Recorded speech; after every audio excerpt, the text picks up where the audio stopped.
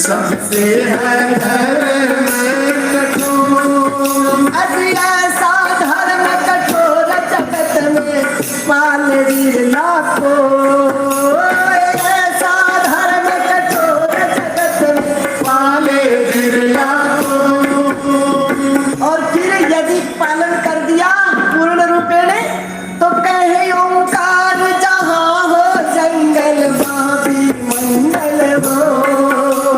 कहे ओंकार जहाँ हो जंगल वहाँ भी मंगल हो।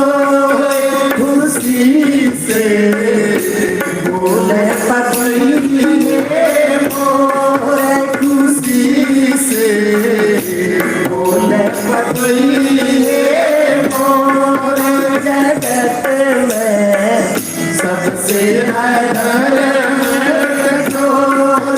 जगत में सबसे है धर्म कठोर। तो कहने का तात्पर्य देखो भाई, अच्छाई का मार्ग, धर्म का मार्ग कंकर कांटों से भरा है, लेकिन परिणाम बड़ा आनंददायक है। ये उपदेश मिलते हुए, ये उपदेश देते हुए सबसे पहले हलाहल कालकूट विष निकला। भगवान शिव को याद किया, शंकर भगवान हमें दर्श दिखा दे। बोले शंकर भगवान हमें दर्श दिखा दे। आए शरण तेरी, आए शरण तेरी, चरणों में जगह देना। सोने संजय भगवान हम दर्श दिखा दे। बोले शंकर भगवान हम दर्श दिखा दे। चढ़ने को ना दिया गल सर को माना। चढ़ने को ना दिया गल सर को माना। साथी है जटा तेरे, सिर चंद्र मुकुट भाला। साथी है जटा तेरे, सिर चंद्र मुकुट भाला। गले मुंडन की माला, गले सर पोती माला। तेरे रूप का क्या कहना, भोले शंकर भगवान हमें दर्श दिखा दे। भोले शंकर भगवान हमें दर्श दिखा दे। शंकर भगवान की जय। भगवान शिव ने करतली बनाई, राह कहकर मुख खोला, मैं कहकर ढक्कन बंद किया। महादेव जियों का साकार श्री विग्रह कर्पूर गौरम करुणावतारम कपूर जैसे गौरवर्ण विश्व प्रभाव से कंठ हो गया नीला।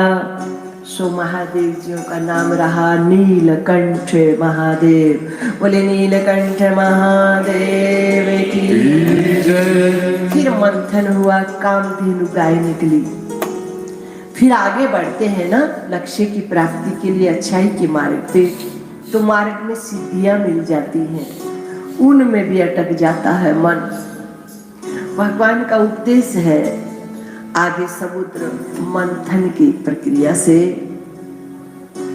कि सिद्धियों के चक्कर में आकर भी साधक का मन वहीं रुक जाता है। पूछा का चक्कर, बताने का चक्कर, झाड़ फूंक का चक्कर, ये वो सब, उस चक्कर में भी न पड़े। यदि अमृत की प्राप्ति की कामना है तो लक्ष्य को न भूले। मार्ग के दृश्य देखकर मन को भटकने न दे, मन को डगमगाने न दे। रहे भूमि की भांति, सुख दुख एक समाना हो, संत मत अटल निशाना हो, लक्ष्य पे टिकी हो दृष्टि।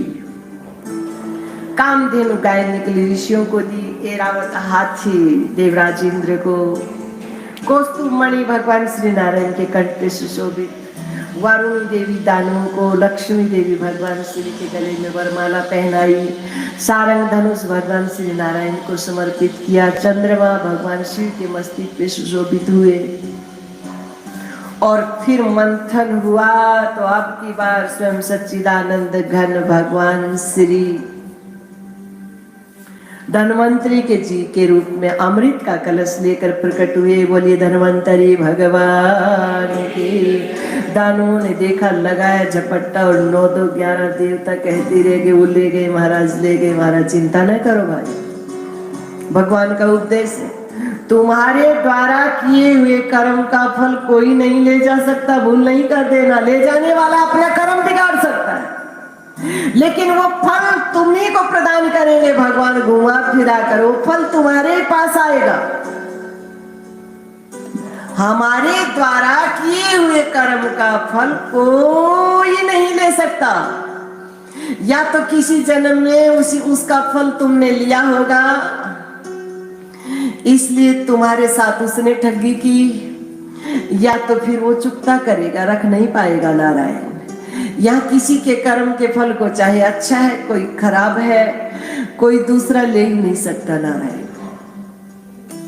तो देवों के द्वारा किए हुए कर्म का फल प्रदान करने के लिए भगवान श्री ने मोहिनी रूप धारण किया। लीला ही लीला में अमृत का कलश लिया, देवों को अमृत पिलाया। स्वर भगवान का राक्षस समझ गया, सो देव का रूप बनाया, सूर्य और चंद्र के बीच में बैठा। भगवान श्री ने देखा, सुदर्शन चक्र से मस्तिष्क धड़ से भिन्न किया, लेकिन अमृत पी चुका था, 2 भागों में बट गया, जो राहु और केतु के नाम से जाना